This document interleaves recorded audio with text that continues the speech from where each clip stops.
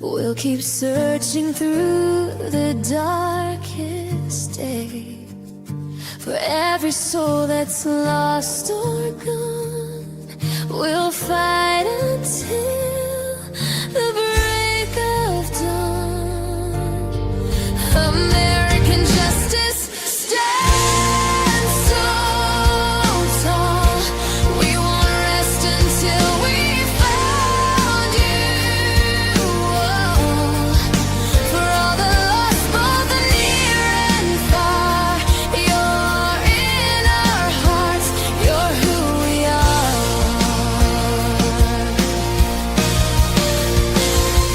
Through the nights and through the pain, we will say your name again. Every step we take is true as we continue to search for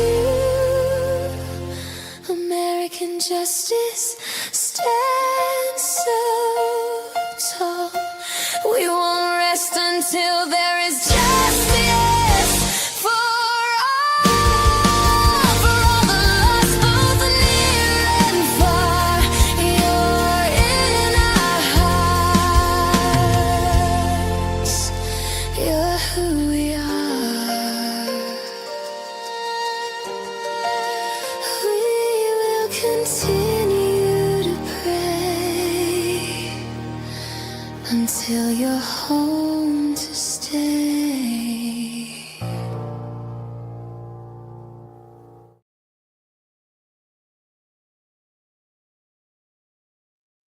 Hello, everybody. So, I was not going to do a live today. And then I thought, why not? Because I've seen some things that I wanted to go over. So I decided, why not go ahead and go live. So before I start, I want to share Lily and Jack's flyer. They've been missing since May 2nd, 2025 in Lansdowne Station, Nova Scotia. Hey, Shan. And I want to share Devlin's missing poster. Devlin Tate has been missing since April 21st, 2025 in Lake Odessa, Michigan. So I wanted to share that first. I have to find my page here.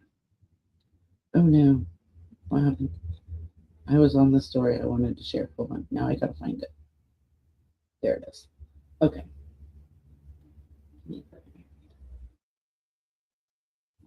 Hopefully you guys can see that. Let me make it just a smidge bigger. Okay. Hey, Brute, how are you guys? Hope you guys are good tonight. Like I said, I wasn't gonna do a live, just like forget we're doing. So to me, this looks like candy. It really does. And if it looks like candy to me as an adult, then it looks like candy to a child. And it does say, you can't really see it, but it does say, I think it's D8, D9 THCP. These are THC gummies. That's what they are. And I'll get my thoughts here in a second. Over the weekend, IMPD officers responded to a call involving 3 young children who reportedly ingested THC gummies. Thankfully, all are expected to make a full recovery, but incidents like this are a serious reminder of how quickly things can go wrong when harmful items are left within the reach of children. Kids are naturally curious, and that curiosity can turn dangerous in seconds. THC products are illegal substances, and even certain medications can look like candy, and they all pose serious safety risks to children. Please take a moment to check your home, vehicle, and personal belongings. Keep all medication, drugs, and harmful items locked away and out of the reach of children. Protecting our children starts with prevention. It does. But their initial thing for this was 3 kids OD on THC. Okay, first of all, you don't OD on THC. that I know of. They're going to take a nap. They're going to be hungry, but I don't think they're going to OD on it. But they are small children, and especially, I mean, it affects adults different. Yes, I know. So maybe it is harmful to a child, which I can agree with. And I personally feel like if you're going to do it, don't do it around kids. Like, keep it put up. You know what it is. Keep it put up. There was a story I seen earlier, and it wasn't in India. This one is. But kids were doing, it's called a Benadryl challenge, and it's on TikTok. And it is essentially how many Benadryl can you take before you start to have hallucinations? And it's like, really? Really? This is what you kids are doing? Like, I don't understand. Um, and so kids are being put in the hospital over this.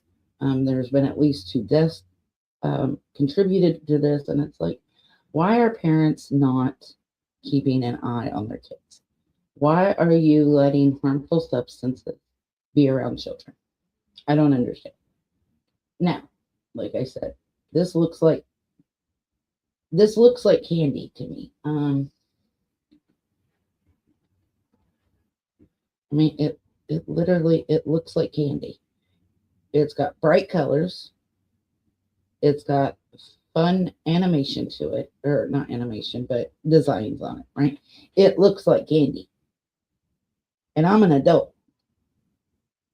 So if a kid's seen this, of course they're gonna think, ooh, Sour Patch Kids, because the you know what I'm talking about? Like the little Sour Patch gummies that look like this. Um,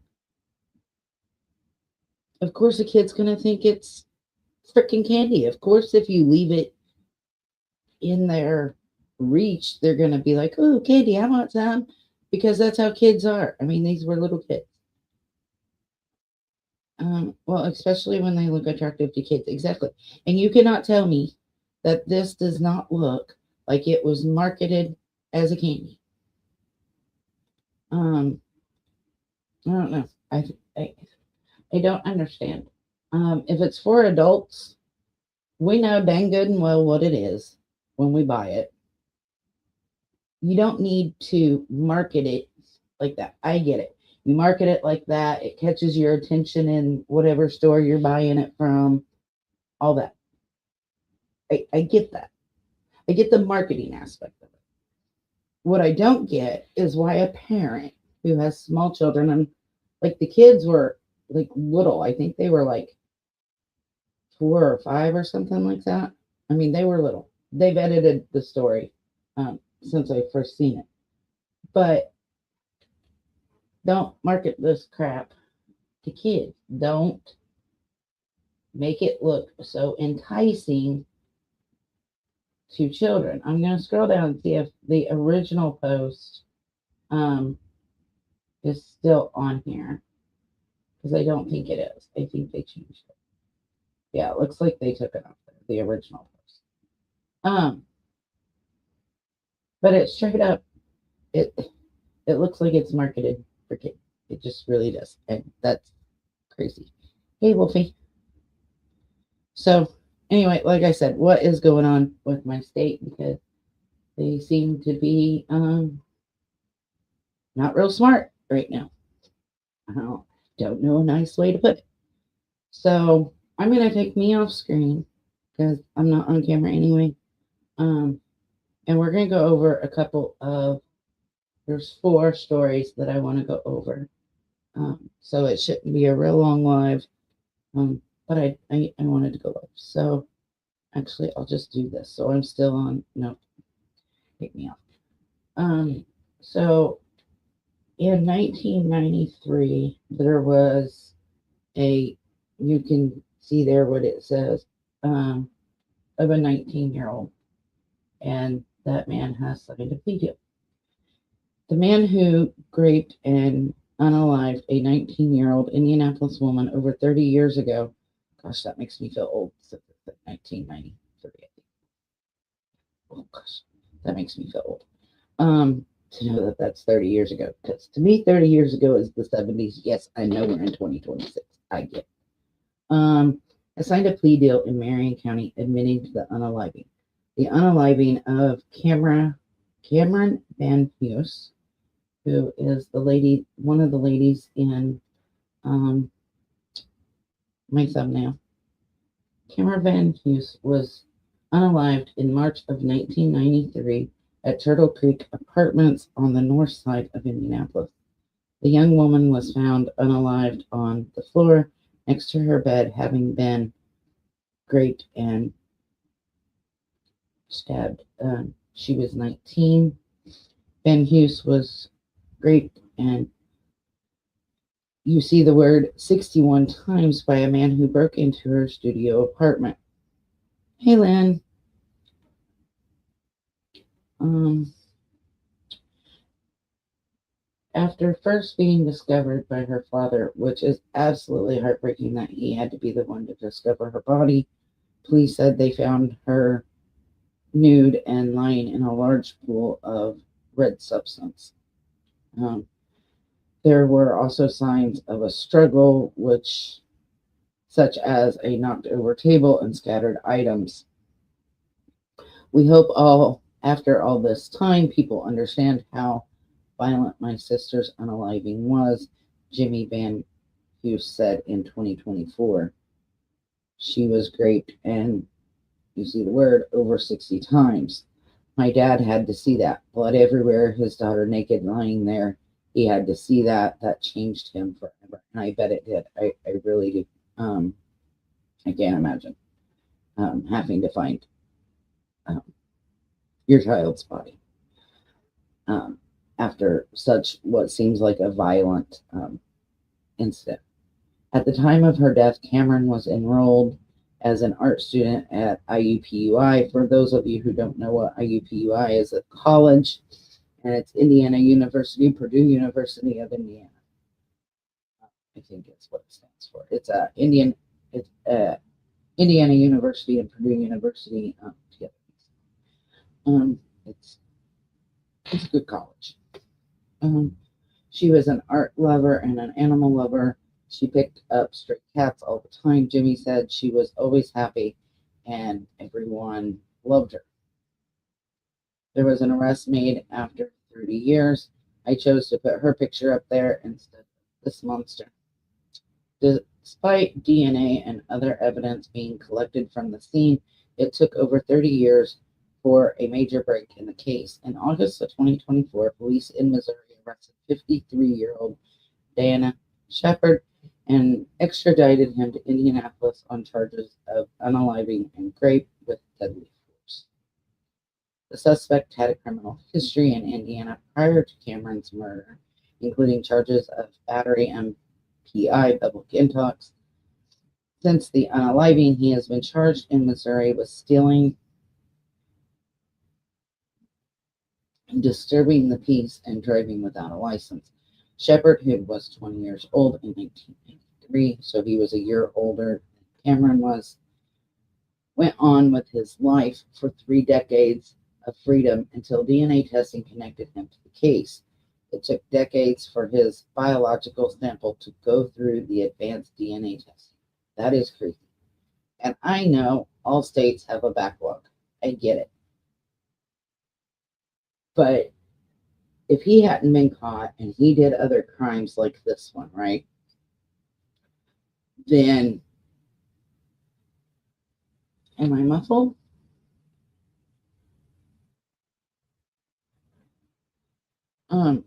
Then that's on them. Am I muffled, Lynn? Am I muffled to anybody else? Hey, Wolfie. Hey, I'm waiting for you guys to put in chat if I'm muffled, because if I am. Is that better? Am I still muffled? Oh, it is your TV? Okay. I get that there's a backlog. I do, but it is uncalled for when you have violent crimes like this. They should be the first to go through, right? In my opinion. And I get most of the time when you have DNA, it's because of a violent crime, whether it be a rape or an unaliving, whatever. I get that. Oh, good. Okay, good. Sorry about that, guys. Um, and I understand that, but there has got to be, and Indiana is not the only state that has a huge backlog, right? We're not.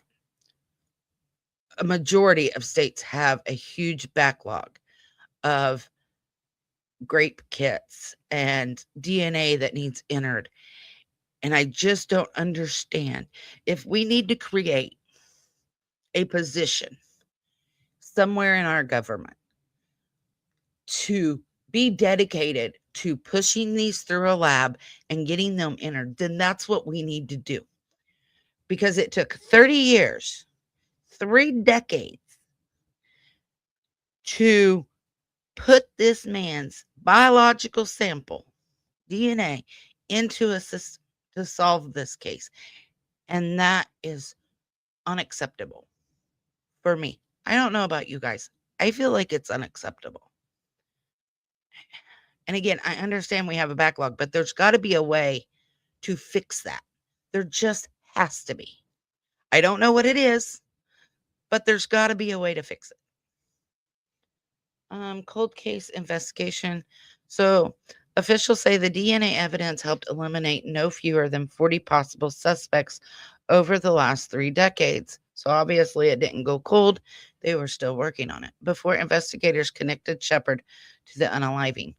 After the initial investigation went cold, in 1993, court records show that Van Hughes' case was reopened in 2000. The renewed efforts resulted in police getting a DNA sample from a witness who was ruled out as a suspect in 2009. So, it went cold in 93, so it was cold for 7 years. In 2000, they reopened it, right? And they got DNA from a witness. In 2000, it sounds like to me, unless I'm reading this wrong. And mind you, this is like only the second time I've read some of these articles. But it still took them 9 years to run that DNA to clear that person. That makes no sense. Indiana, do better. Because you're dropping the ball here. Do better. 4 years later, in 2013, further DNA evidence was analyzed that connected both Cameron Van Hughes and an unknown male. Indianapolis police officials shipped the DNA sample in 2018 to a tech company called Paraben, which then used genetic testing to study the evidence.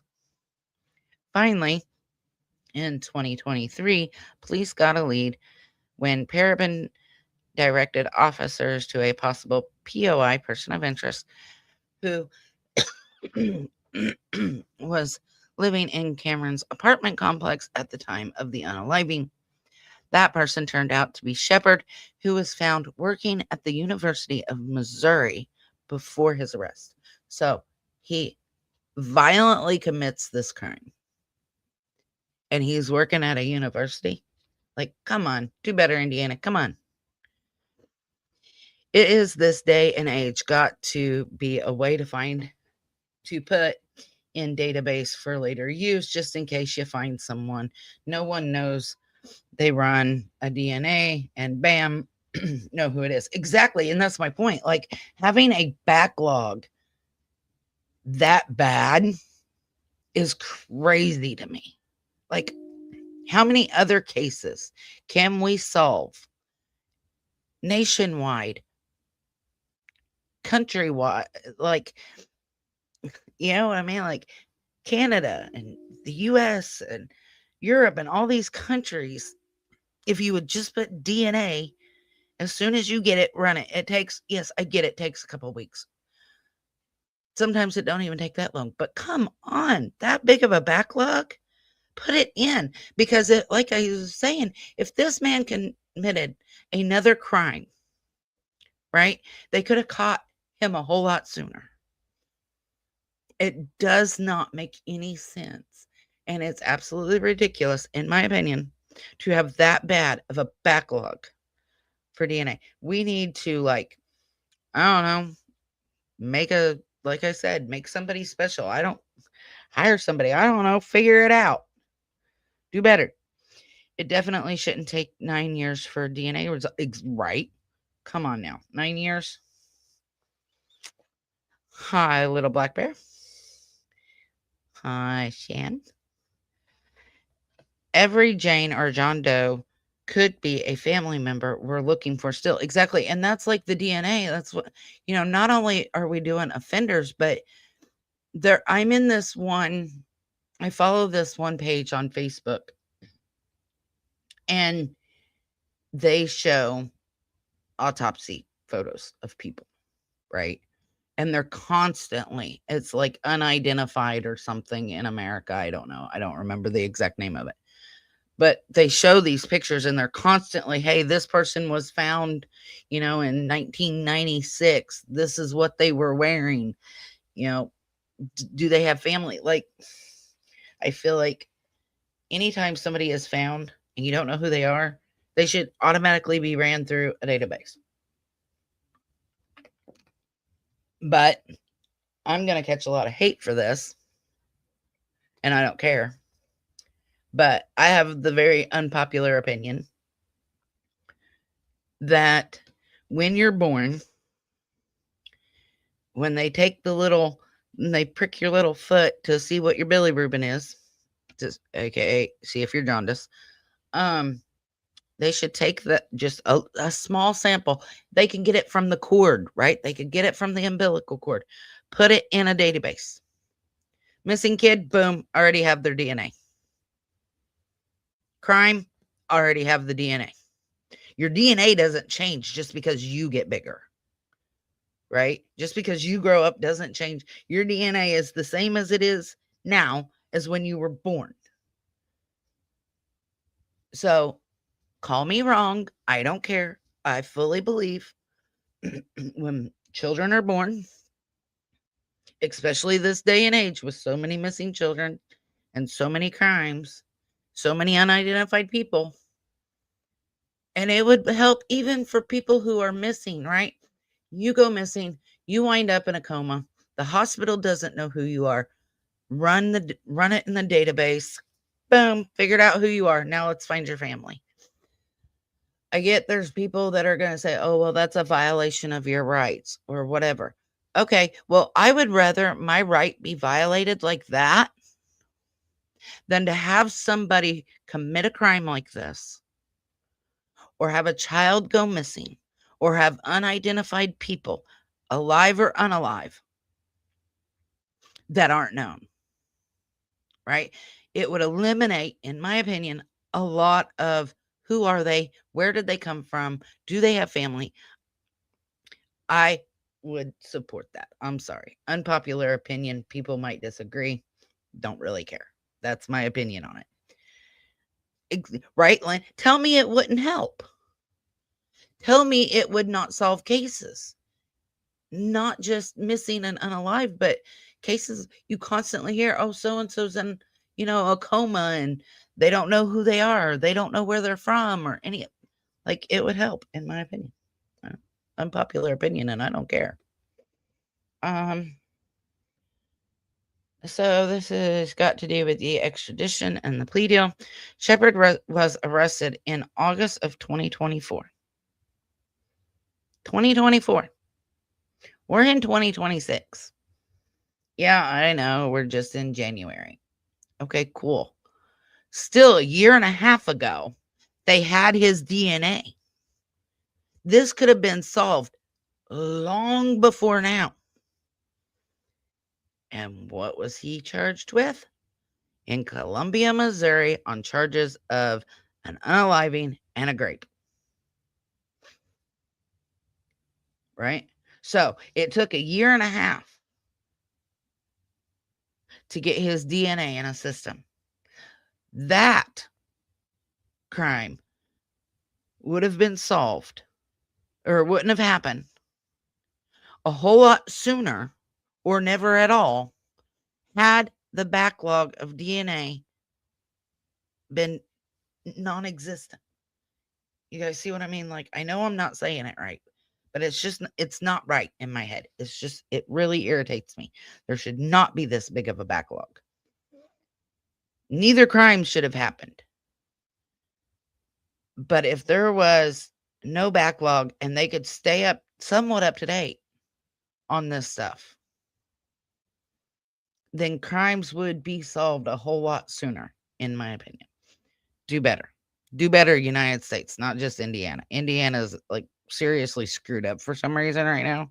Like everybody in Indy has just lost their ever loving minds, which we'll see in some of the other articles that I want to go through. There's 4 articles I want to go through tonight.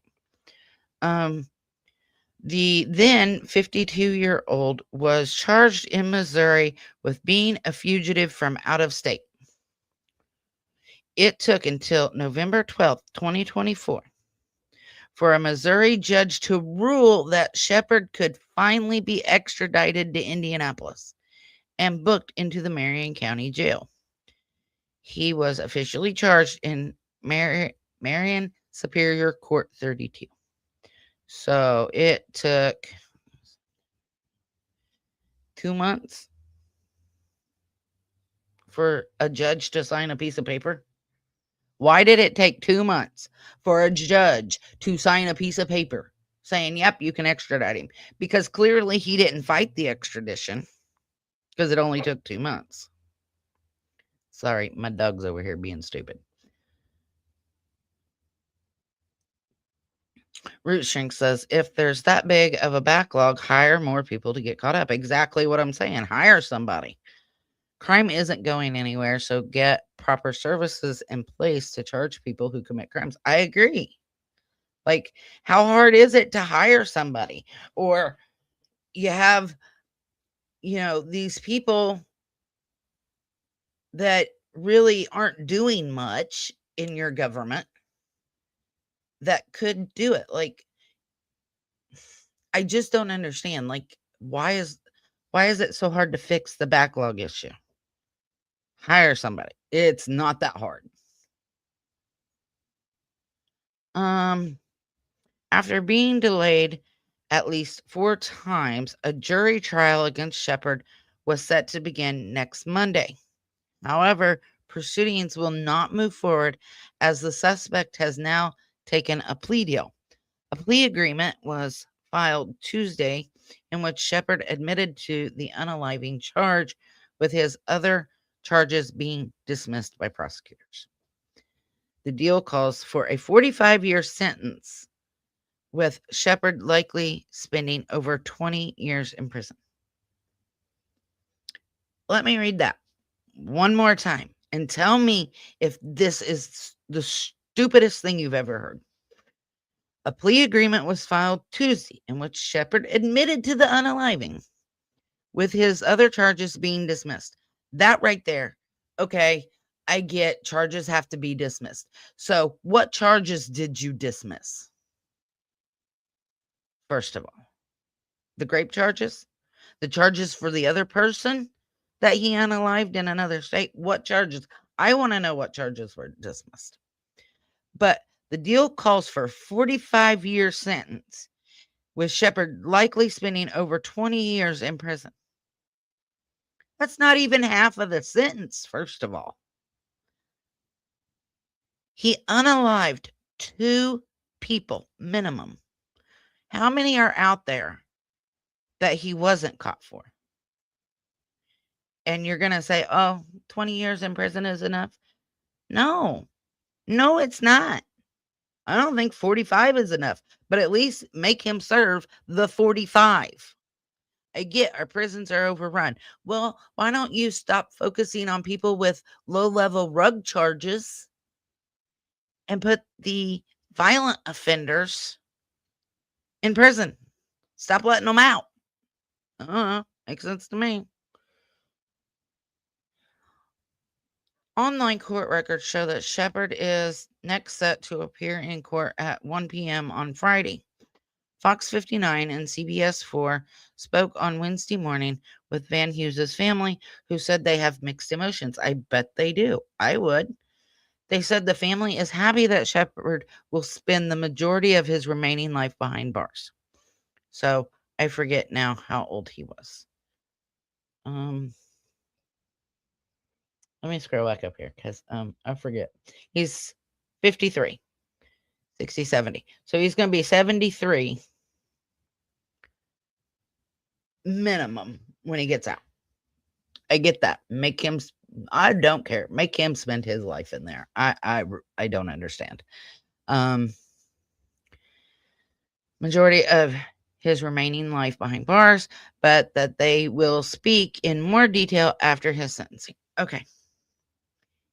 This man unalived somebody 30 years later, 3 decades later. He gets charged. Okay, plea deal. Okay, you were free for 30 years. You now will spend at least 30 of the 45 years in prison. I think that's fair. You were free for 30 years while committing other crimes. To me, that only makes sense. Make him spend at least the 30 years in there that he was on the run, that he was committing other crimes in prison. I don't think that's too much to ask. I really don't. After Shepard's initial arrest in 2024, Cameron's brother Jimmy said he was relieved following a long wait for justice. Yeah, it was a long wait, 30 years for them to enter DNA. That's crazy. I'm thankful the man who did it is where he needs to be. I hope any similar case with DNA can get similar treatment, he said. But that, I mean, the DNA genealogy treatment. We'd love a bill, a law, a procedure, something in Cameron's memory to get the attention other cases deserve.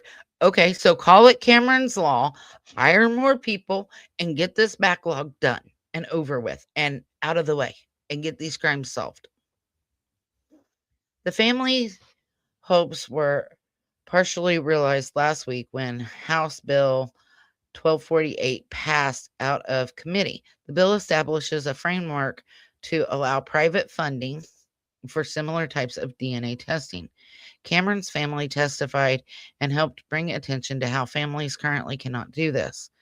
We were stalled for over a decade, being told there wasn't enough funding for this type of testing, and citizens like our family were not allowed to pay for it. Why in God's green earth are families of victims having to pay out of their own pocket for DNA testing? That is absolutely insane. That is probably one of the most insane things I've ever heard. Well, if you want your sister's unaliving solved, just fork up a couple grand for DNA testing. What? That's nuts. Nana to TTJB. Hi, everyone. Late getting here, but playing 2 times to catch up. Well, you're not too awful late. And I probably talk slow enough you could understand it 2 times. He got to live for 30 years while the people red rummed lives ended because of him. Exactly. So why is it you get to unalive somebody and spend 30 years on the run, but you only have to spend 20 in prison? No, not. I'd say okay to the plea deal if they would have said at least 30 years, right? Because that's how long he was on the run. I could have understood the plea deal if it would have been 30 years, but not 20. I can't understand that. It had to come from a nonprofit. Cameron's sister said, we were extremely lucky that an Indianapolis woman decided to open a nonprofit so that we could pay for Cameron's DNA testing. So the state didn't even pay for it. Again, the family had to pay for it. They had to find somebody that was nonprofit to pay for it. That is insane. It is. She said that cases of a nonprofit being started for specific cases are rare. We were an exception. Most families don't get that lucky, she said. We're now working on legislation legislation to allow families to escalate DNA testing when cases are cold, using nonprofit dollars earmarked for that purpose. It passed unanimously out of the State House Committee, but we have to get through the rest of the process, which could take some time.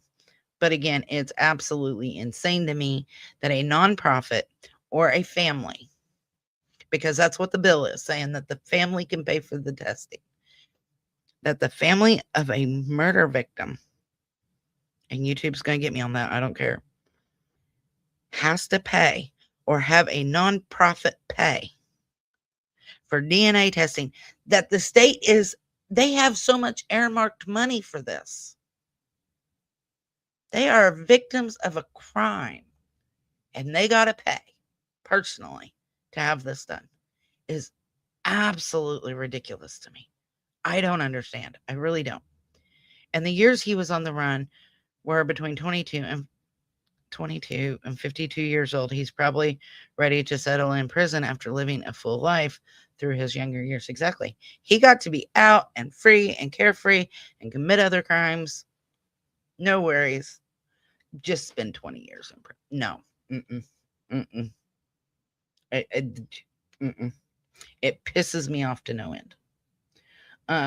So that was that case. And again, I don't agree with that monster right there living a fun, happy life, committing other crimes, when that beautiful woman right there didn't get to live her life because of him.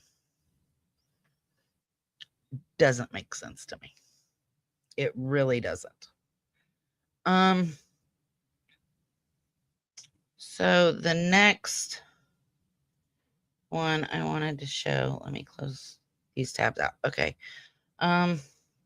This monster right here, crazy woman. Document a caseworker. You see what it says, Math Mary Jane into the Plainfield Correctional Facility, which is a prison. Like a dum-dum. Why she thought she could get away with that, I don't know. And Plainfield is right outside of Indianapolis. A woman has been arrested after she was allegedly caught taking mathematics and other rugs into the Plainfield Correctional Facility. According to court documents, 58-year-old Vicky Kaler faces the following preliminary charges: level 5 felony of trafficking with an inmate of a controlled substance, official misconduct, level 6 felony. Level 1 is the worst. Level 6 is kind of the least worst, if I remember it correctly. It's been a while since I studied that. Possession of mathematics, level 4 felony, and trafficking with an inmate, a class A misdemeanor. Okay, well, first of all, that shouldn't be a misdemeanor, in my opinion, honestly. So authorities began investigating Kaler, who was employed as a caseworker, on Tuesday morning when she entered the Plainfield Correctional Facility with a strong odor of Mary Jane. As the investigation into Kaler continued, staff reviewed video footage captured at the facility. It showed her entering the correctional facility around 6:45 a.m. Tuesday and passing through the exit and entry checkpoint. She then received her facility keys from the key box and headed towards the classification inmate records room. Now, I have a friend who works in a prison. My sister worked for this prison here at one point. And something I never understood, and another unpopular opinion here, I don't understand why the officials, the correction officers, are not searched upon entry to a prison. There are too many instances in America, I won't just say Indiana, because in America, where things are taken into a prison by an employee, whether that be a cell phone, hacksaw blades, rugs, cigarettes, right? There's too many things being taken into prisons. And one of my friends, she can't even she works in an office in the prison, and she's not allowed to even have her cell phone in the office, right? Like, she's not dealing with inmates on a regular basis. She does deal with inmates, I guess, because she's part of like the release and all that. But she's not like a corrections officer. You should be searched. Like,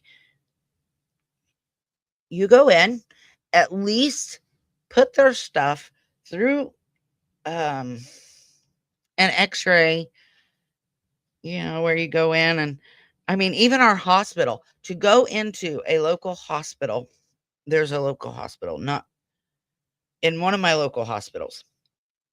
To go into that hospital, I have to put my purse, my jacket, anything on me through an x-ray machine like that's at the airport, right? To go into like Riley Children's Hospital, which is in Indianapolis, you have to do the same.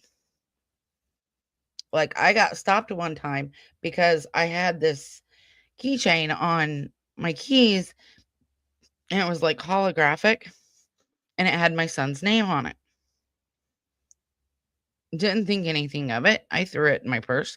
I made sure my pew-pew was not in there. My pew-pew was not on my body. I made sure that nothing belonging to my pew-pew, like the ammo, was in my purse. I made sure that my sharp objects that go stabbity stab stab were not in my purse. Put it through the conveyor belt. And it came out the other side, and I cannot, because I have a medical device, I cannot go through magnetic I'm having trouble with words today. I can't go through, the thingy, the magnetic thingy. Anyway, I can't go through that because of a medical device. They have to hand wand me. So they hand wanded me, and I got through, and he's like, I need to search your bag. You have something in there. I'm like, mind you, I'm at the hospital. Yeah, checkpoint, but there's a word for it, and I'm not. Metal detector. Yeah. Thank you, Amy. My words are not there today. And so he told me, he's like, I got to go through your purse. You've got something in there that doesn't look right. It looks like a knife. I don't know if I'm allowed to say that. Anyway, it looks like a knife. And I'm like, going through my head, I'm like, I'm pretty sure I took all my knives out. Like, what could be in there? Like, I was racking my brain the whole time I was talking to this guy. And he's like, do I have your permission? I'm like, well, yeah, dump it out. And there's nothing in it. So he's looking at the screen on the x-ray machine. He's looking at my purse, contents, and he looks back at the screen, and he said, it's connected to your keys. I'm like, well, my little knife, I don't have connected to my keys. Like, I'm trying to figure out what he's talking about, because there is nothing in my purse that breaks any of the rules. I even left all like my lighters and all that in my car. Like, I made sure, like, when I go through them, I make sure I don't have anything, make their job as easy as possible. And so anyway, come to find out, like 5-10 minutes later, after he was really intensely searching my purse, it was the little keychain. He's like, I don't understand, because on the screen, it shows that it was like a serrated edge, that it was jagged, but it's actually smooth. So he didn't think that's what it was at first. And I don't understand why, when you go into a prison or anything like that, it's not the same process. Now, another local hospital, you don't have to do that. I carried my pew-pew in there the other day. You don't have to do that. So it's not like it's that expensive you put it in. Yeah, there's an expense to it, but you put it in. Both staff, visitors, inmates, everybody has to go through it. In my opinion, that's how it should be. I don't understand why it's not. And that would cut down on people bringing multiple cell phones in, or rugs, or knives or any of these banned things, in my opinion. Is it an invasion of privacy? Well, some people would say that. I say no, it would curb some of the crap that goes on. It's the same in Canada. Okay. Are you talking the backlog, or are you talking the people in prison having things taken in? In the States, they sent people undercover in the prisons. Yes, 60 Days In. Love that show. They've got a new one out, and I've got it set to record. I think it comes on tonight, maybe. I don't know. I'll have to check. But it's called 120 Hours Behind Bars or something like that. Where they caught guards bringing in stuff for the inmates. Yeah, I mean, it happens all the time. And checkpoints, yeah. Yep, metal detectors, X-ray. That happened to me at the courthouse. They threw away my lipstick. Wow. Why'd they throw away your lipstick? You gotta explain that. Were you hiding stuff in your lipstick? Stuff being brought into prisons, yes. Contraband. Right? I would be mad if I don't wear a lot of makeup, but I would be mad if they threw away makeup. I mean, come on. How is makeup contraband? I mean, I guess, yeah, if you're going into a prison, they don't want you slipping it to a prisoner, but like in a courthouse, that don't make no sense. I mean, even our courthouse, my county courthouse, we have to go through metal detectors. So I mean, it's not uncommon. You can't tell me they can't do it in a prison. And like when I worked for the sheriff's department, I had the bag that I carried, it had to be clear. So that, they could tell what I was carrying.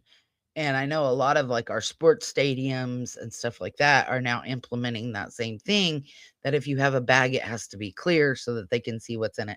And I totally agree with that. The packaging was a metal type. Wow, that's BS. I'd been like, just hold on to my lipstick. I'll come back and get it here in a minute after court. I would have been really ticked. So if you have metal detectors and you have x-ray machines, I think a lot of things like this would be taken care of. You wouldn't have it. It wouldn't happen.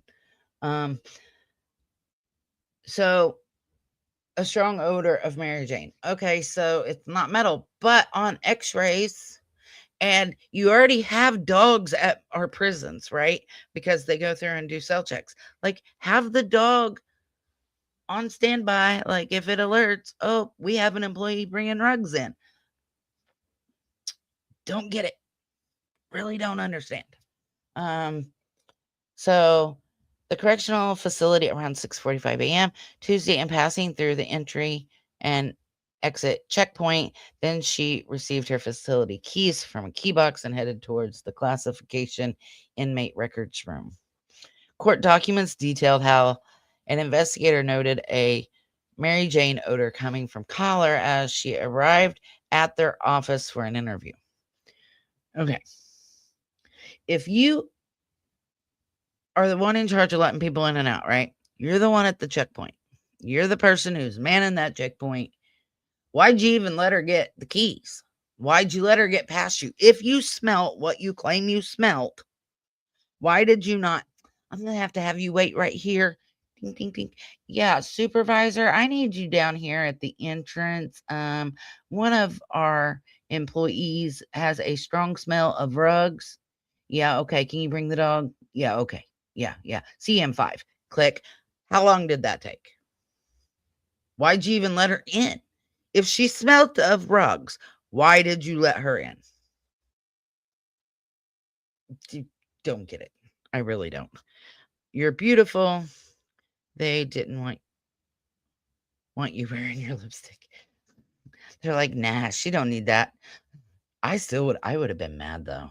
I would have been really mad.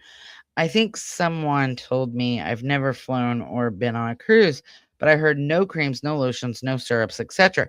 Anything that will melt into a liquid is not allowed. If that's true, I don't know. My mom and my cousin and my aunt all went on a cruise. And I know there was some really weird things that they couldn't have. And like all their shampoos and all of that, they all had to be unopened, brand new. Um, but I'd have to ask them about like creams and stuff. I know like they couldn't take tweezers. They couldn't take fingernail clippers, your normal, weapons, but I'd have to ask them about lotions and stuff. Um, I don't know, Lynn. Um, I will try to remember tomorrow. I probably won't, but I will try to message my cousin and ask her if they were allowed to take that stuff. Little Black Bear. I never thought of that. I mean, I think that's crazy that they took your lip. I would have been mad. But anyway, why, if you smell it, are you letting her in there? Like, you are kind of the last line of defense, right? Of the outside free world into the prison setting. Don't let them in there. Because you let her in there and she's got it, let's say, in her bra. And she's passing an inmate. She reaches in, she grabs it, shakes their hand or whatever and passes it off before she even gets to the locker. Who's to say that doesn't happen? Like, I don't know. To me, I don't think she should have been allowed past that checkpoint if she truly smelled of any kind of rugs, in my opinion. Callie reportedly denied recently consuming it and stated that she had been driving her brother's vehicle and that this was where the smell came from. Okay, well, you are in the correctional facility. You are employed by the state, and you get in your brother's vehicle that smells like that. My first thought was, nope. Here's your keys. I'm taking the bus because I'm not walking into the prison smelling like that. Not saying you got to turn brother in, but you kind of just narked on your brother, if that's the case. Because now you've said, well, I was driving his vehicle. Oh, well, guess what? It's not that hard to find out who your brother is. She's not too bright. Marijuana has a specific odor. It does, right? I was at the hospital yesterday with my sister, and it's been like a really rough week and a half at this point. I don't even know. I've had 2 deaths in my family, and my sister was diagnosed with colon cancer. So anyway, we were at the hospital, and this woman come in and she sat down probably 3 foot from me. She was on the other end of like those little hospital couches. And she opened up her purse and I about gagged because I smelt it. I'm like, whoa, you're going to come in the hospital smelling like that? Really? And, you're right. It has a specific odor. And, if you smelt that, then why'd you even let her pass the checkpoint? Like, I don't understand why you let her. Thank you, Amy. It's been really rough. I've kind of taken some time to deal. I was talking to somebody yesterday, and I'm like, I am to the point that I'm going to turn off my phone because every call or everything I've done this last week has resulted in really bad news, and I just can't handle it. And I have this tendency when I get overwhelmed like that to shut down, and that's not a good thing. So enough of me. Let's get back on target. So you've narked out your brother now. You've somehow convinced them to let you pass the checkpoint to get your keys and into the facility when you smell like rugs. A custody staff member.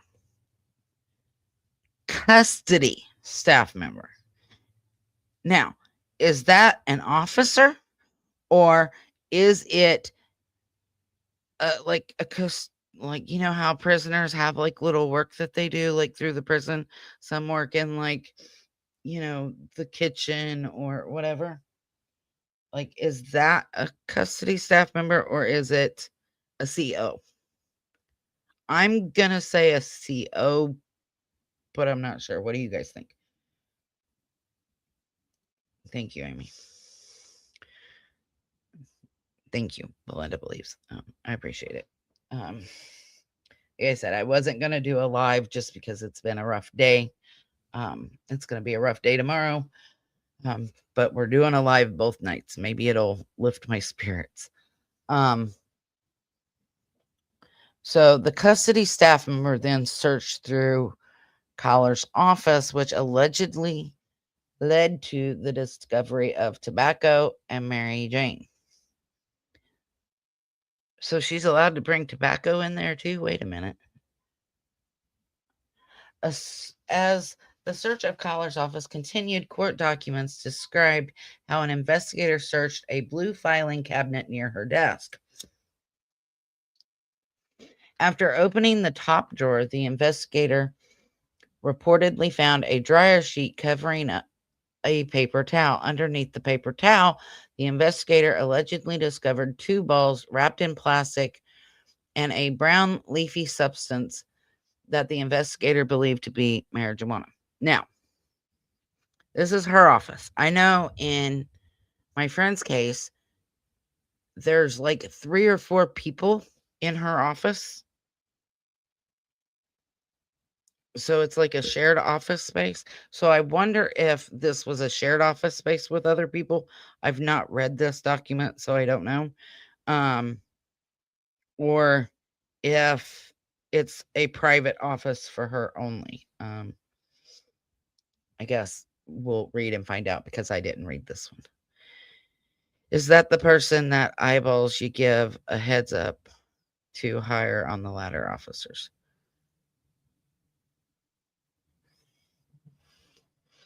Is that the person that eyeballs you to give a heads up to the hire? I don't know. She must have a relationship with a prisoner, in my opinion. It's very possible. Very possible. My sister no longer works for the prison that she worked for, which was this one. Because somebody might have sort of kind of called her superior officer and told them that they were worried about a certain inmate who was contacting my sister. And I, yeah, read between the lines there, people. Did I turn my own family on? Yes, I did. Custody staff member would be somebody who works with the inmates. Okay, so a CO. Well, that's kind of what I thought, but officers not. Officers, I don't know. I kind of like officers. Belinda, Wolfie. Hey, Wolfie, I don't know if I said hello. So I'd like to know, like I said, if this is a shared office.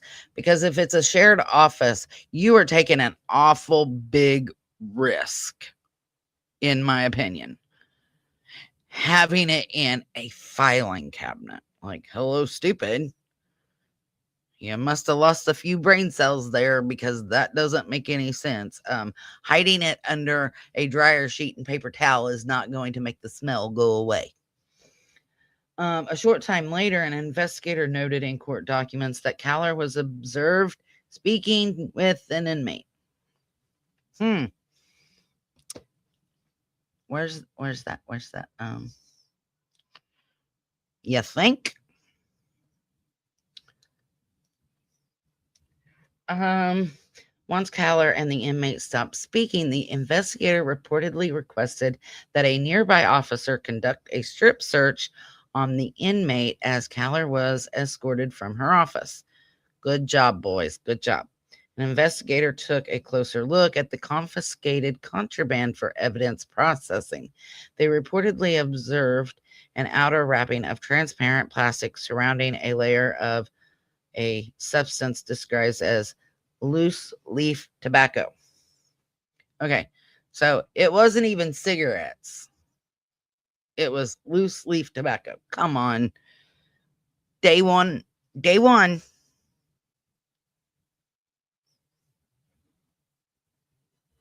They, I mean, even before day one, day zero, you are applying for a job at a prison. You should know I'm not allowed to take rugs. I'm not allowed to take weapons. I'm not allowed to take anything metal. I'm not allowed to take anything hard plastic. I'm not allowed to take tobacco. I'm not allowed to take alcohol. Like, hello, stupid. And I'm sorry. I'm not in the mood for stupid people. And to me, that's stupid. I was answering your question about the officers. Oh, okay. So when I said custody staff member, you were saying okay, I understand what you were saying. It's too far up there, but I get it. Okay. So yeah, that doesn't wow. How stupid can you be? Like, honestly, at that point you have to ask yourself, how stupid can you be? As investigators took a closer look at the confiscated oh wait, I already read that one. Both of the balls allegedly contained a combined 26 grams of tobacco surrounding 62 grams of marijuana. Wow. That seems like a lot to me.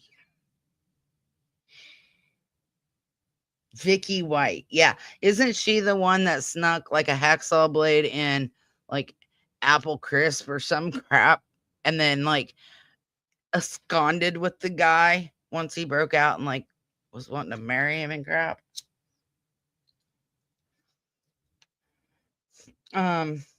60 investigators also found 3 sheets of white standard paper that they suspected were laced with intoxicants.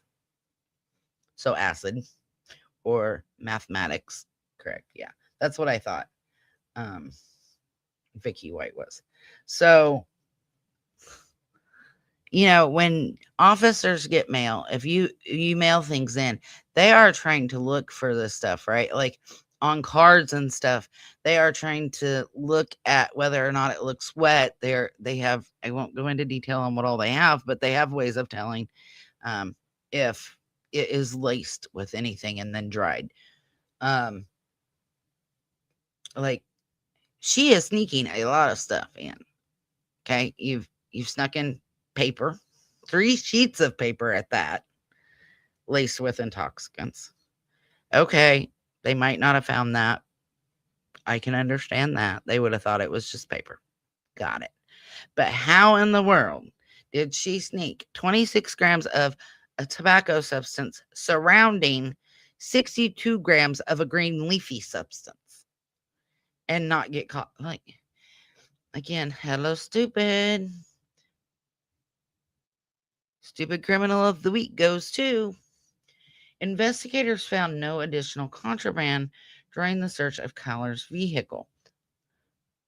A short time later, investigators also found another ball-like item that was determined to contain 23 grams of tobacco and around 16 grams of a substance that later tested positive for mathematics. Online court records indicate that Kyler appeared in Hendricks Superior Court 5 on Wednesday afternoon for an initial hearing on the case. She is currently being held without bond at the Hendricks County Jail. Like, I don't understand. How long has she been doing this? You're just now catching her. But how long has she been doing this? How long was she employed? And I would go back and I'd be like, who all has she had contact with? How many inmates has she had contact with? How many of those inmates were later found with contraband? I wonder if they're looking into that. Hey, Plainfield, if you're not looking into that, look into it.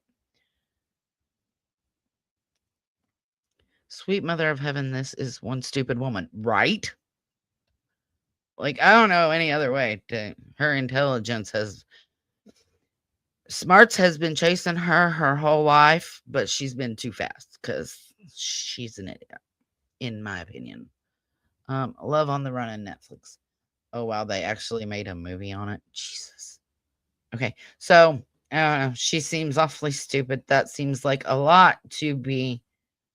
And she's not even, in my opinion, an attractive person. But there's her mugshot. I bet she's looking for somebody to traffic her some stuff in, because her sneakity sneak was not very sneaky. So I have two more articles I want to go through. Sorry, I am off topic today. I'm not doing very good today. Indiana mom broke a 1-year-old's arm while trying to force her to lay down. IMPD says. How is breaking a child's arm going to make them want to lay down? Like, I don't even know how that's possible to do. Like, you were really forceful. That's crazy. Don't worry, guys. I saved the craziest and most deranged thing that I've seen this week from IMPD for last, and I will give you guys a trigger warning for the last one, if that tells you anything as opposed to what I'm reading now. An Indianapolis mother told police that in a moment of frustration, she tried to forcibly make her 1-year-old child lay down, but instead broke the girl's arm. Joy Laporta, 28, was arrested by officers of the IMPD on Wednesday. She is currently being held in the Marion County Jail on preliminary charges of aggravated B resulting in serious injury, and B to a victim under the age of 14. According to court documents, police were called to the child's home after Laporta called 911 due to her daughter suffering a broken arm. Laporta allegedly told police that she had been overtired and frustrated because the young girl wouldn't lay down and go to sleep. She reportedly confessed to yanking the child by the arm to forcibly and breaking the 1-year-old's arm. If you've ever been a parent, you understand there's sometimes you have a lack of sleep and you're aggravated and you're tired, and you know what you're supposed to do? You're supposed to walk away from that child. You're supposed to count to 10. You're supposed to do whatever. You do not shake or forcibly grab children. Period. Anybody. She's 1. And how does that make them go to sleep? Oh, yes. Root. Oh my. This right here makes the next one sound like an angel. Put it that way. I wanted to vomit, and I almost did with the last one. The last one, like I said, I almost vomited, but I sat here and cried reading the article. Like it's horrible. Absolutely horrendous. Like, I'll save the state some money. I think most of us would save the state some money after I get done reading it. But I'll get into that in a minute. According to court documents, Laporta told police she had anger issues and mental illness. You think? You think you had a little bit of an anger issue? Now, the mental illness. I am so sick and tired of people. Well, I've got mental illness. Well, I suffer from depression. Well, I'm bipolar. Guess what? I'm bipolar too. And I don't hurt children. I don't force people to try to lay down. I don't. If I'm having a bad day, I'm like, hey, I give people a warning. I'm having a bad day. I might yell at you today.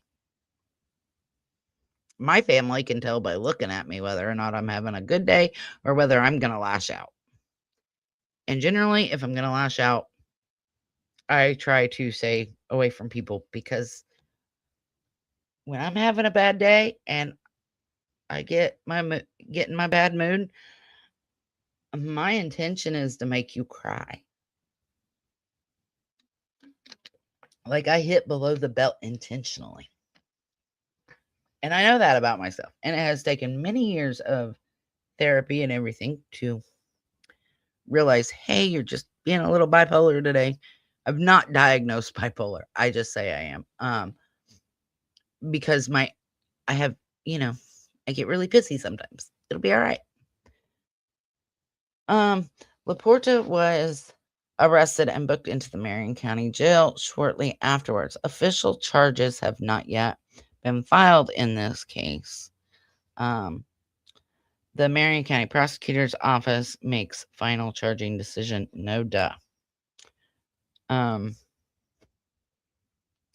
I think A, B, and B resulting in serious injury of victim under 14 is a good start. I would make those charges as high as I can make them. But I still don't understand if a baby is crying, and a lot of people will say in cases of shaken baby syndrome, which there was one close to me, somebody I know, she left her 4-week-old baby with the baby's father for less than an hour, and the baby wouldn't stop crying. So he decided to shake the baby to make the baby stop crying. That baby's been gone 3 years now. But I don't understand how shaking a baby or forcefully grabbing them hard enough that you break a bone is going to make that child lay down and go to sleep. Is going to make that child any less aggravated or awake. I don't get it. It doesn't. People are sick. They really are. Hey, Cheryl. Hey, hope you are well. I'm late again. That's okay. I get it. I'm late most of the time. This was a on the fly live. So this last case, this last article that I want to read, I need to give the biggest trigger warning on this. There's going to be a lot of changing words for YouTube purposes. Some of the words I'm just going to tell you, you see it as it's written on the screen. This involves a very young child and a very, very mentally sick. And I'm not even saying that's the excuse, but she had to be extremely mentally sick. She suffers from, I believe it was schizophrenia, to do what this woman did. And I'll go into my other feelings on that as we go through it. But again, if you are sensitive to SA, if you are sensitive to ABUSE, you might want to go now. But no, I don't even know how to say it. Trigger warning. Massive, massive trigger warning.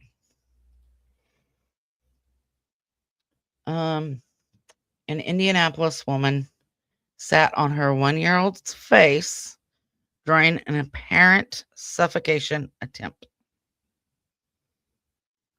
Now, if that's not bad enough, it's going to get worse.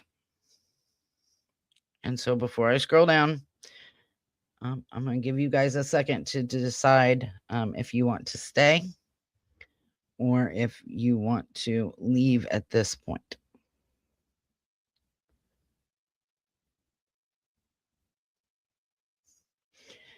New court records outlined an Indianapolis woman's apparent attempts to suffocate a 1-year-old child.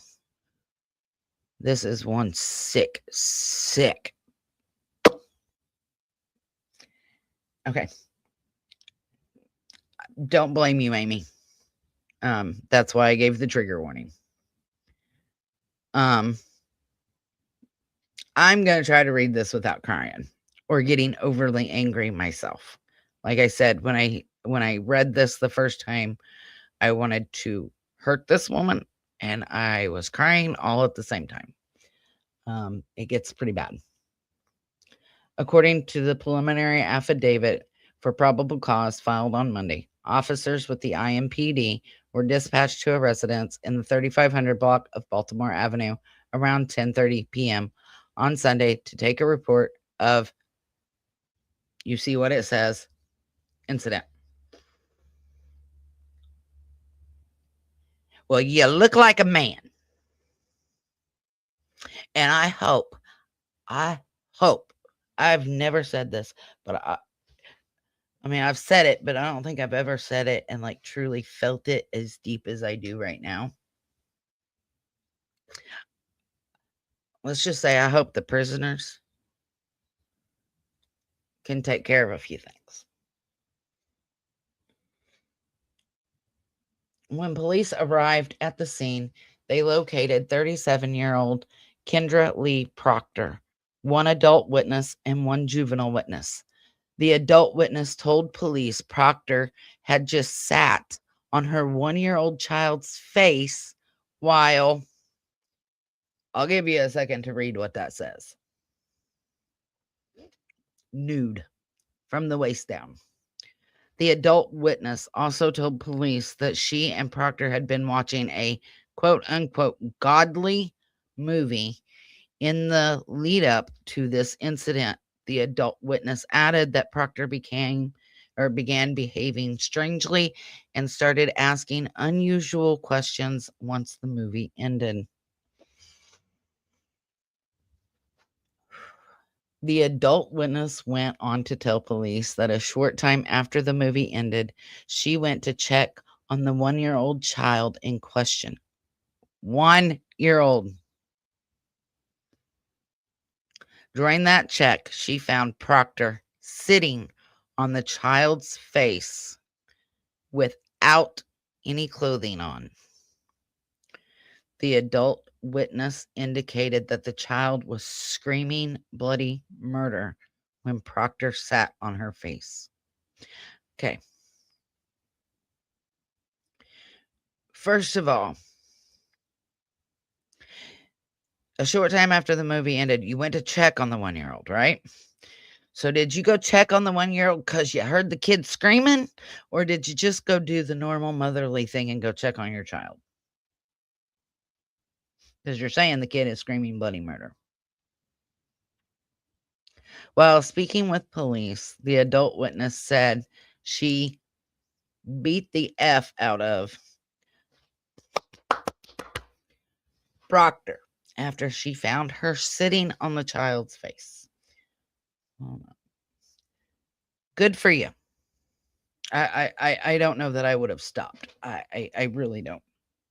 If I found a 30-something-year-old woman sitting on my 1-year-old child's face while nude from the waist down, I don't think that she would make it out of my apartment or my home.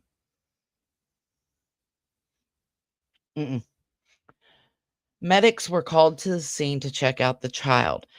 After an examination at the Baltimore Avenue residence the incident happened at, the child was released from medics' care.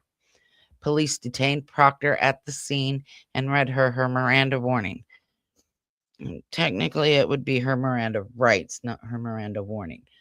After Proctor advised she understood her rights, she told police she had attempted to suffocate a 1-year-old child.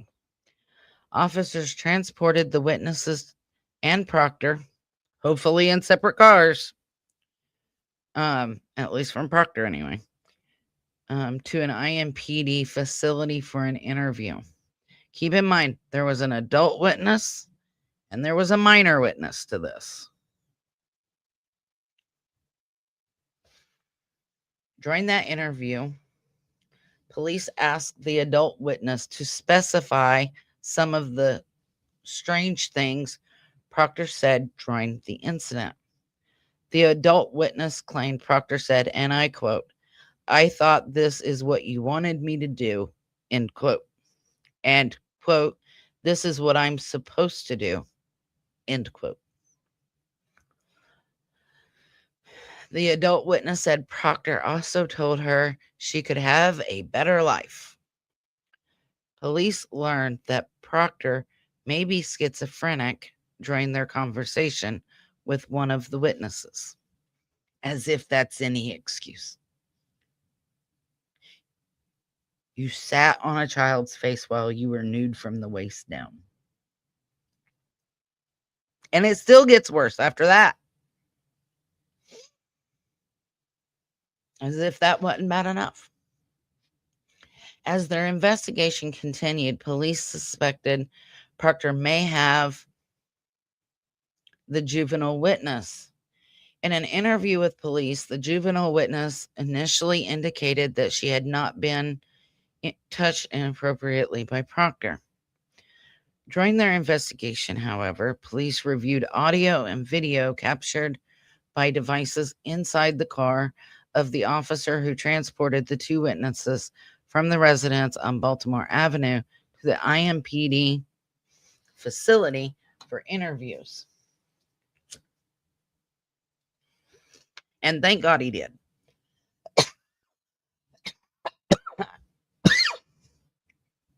I'm not sure what made that officer decide he needed to look at that, but I'm glad he did.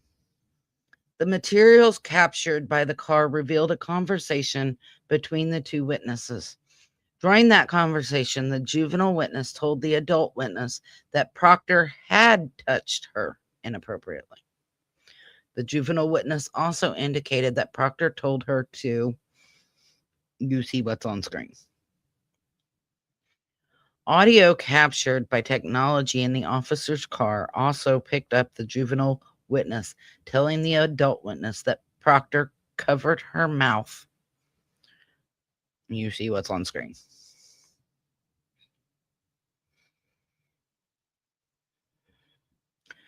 Proctor agreed to do an interview with police during the investigation. In that interview, Proctor admitted that she tried to suffocate and unalive the child. Police reported that Proctor told them she tried to unalive the child so that the adult witness involved in the incident would unalive her. Too bad she didn't. I'm pretty sure that would have been justified. If not, I would have gladly went to jail for it as the parent. And I think most parents would do the same. At least any good parents would at least have the thought of doing the same.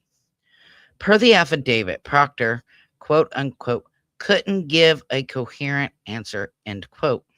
When police asked her to elaborate further on her reasoning for trying to unalive the 1-year-old, as their interview continued, Proctor told police her decision to sit on the child's face had, you see what's on screen,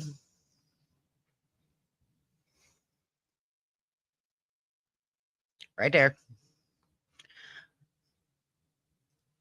When police asked her more about her blank motivations, Proctor said sitting on the child's face would help her get money. Proctor did not provide any further insight on how sitting on the child's face would result in a monetary gain for her. Officers also asked Proctor if she said or did anything inappropriate to the juvenile witness. Proctor then admitted that she had told the juvenile witness she, quote, would stick her finger, you see what's on screen, didn't stop saying crazy crap to her, end quote.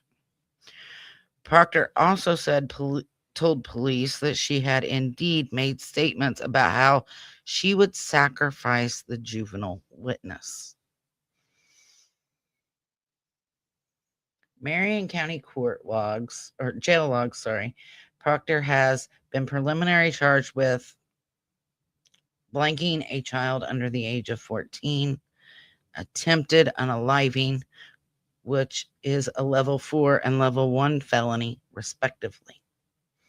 Proctor's case has not yet been entered into Indiana public court reporting system. Her jail booking information indicates she is due for an initial hearing on January 21st. In Indiana, the maximum penalty for a level 1 felony of attempted unaliving is 40-year prison sentence and a fine up to $10,000. The Marion County Prosecutor's Office will ultimately have the final say in what official charges are filed against Proctor. Just let the other people know what she's in there for and what she did, and then just put them all in the day room together?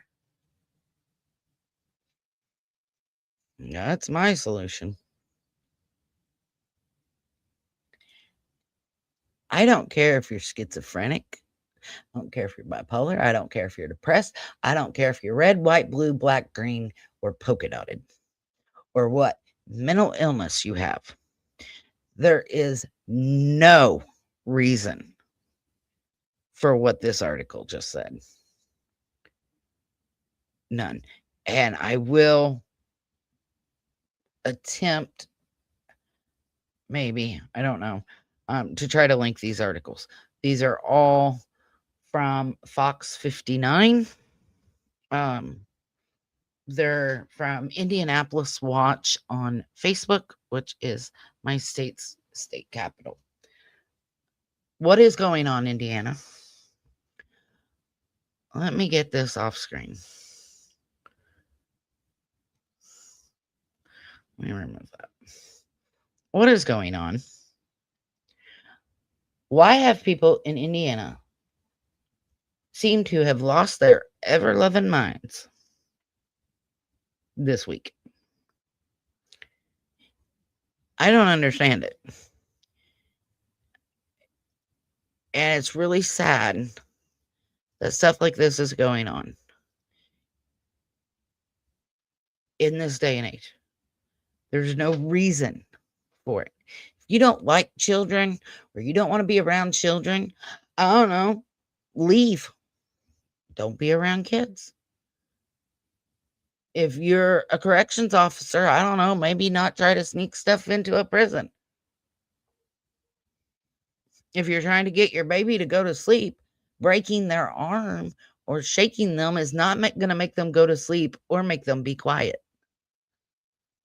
Like, these are human knowledge things. Like, everybody knows this. And it's really, really sad and frustrating, and it just infuriates me that stuff like this is going on. It really, really does. So I don't know why y'all, what water y'all drank in Indy this week and last week, but maybe you should go buy some bottled water, because y'all have lost your damn minds. Absolutely lost your minds. But that's all I had to go over today. I just wanted to do a live, and because there were so many things being posted, and it's like, wow, really? I couldn't believe some of the stuff I was reading. I want to look. No, that ain't it. So tomorrow at 8 p.m. Eastern Standard Time, I am going to be doing a live about Devlin Tate and clearing up a few things that were said in somebody else's live that I've, sent and gotten answers from family about. So anyway, that's all I had tonight. So I hope you guys have a good rest of your evening. And you might want to, I don't know, say a prayer for Indiana, because clearly people in India have lost their ever-loving minds. But anyway, I will catch you guys tomorrow. Have a good night.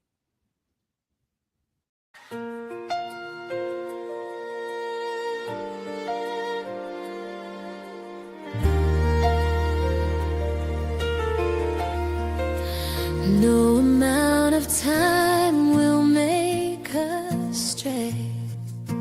We'll keep searching through the darkest day for every soul that's lost or gone. We'll fight until the break of dawn. American justice stands so tall. We won't rest until we found you. For all the lost, both the near and far, you're in our hearts. You're who we are.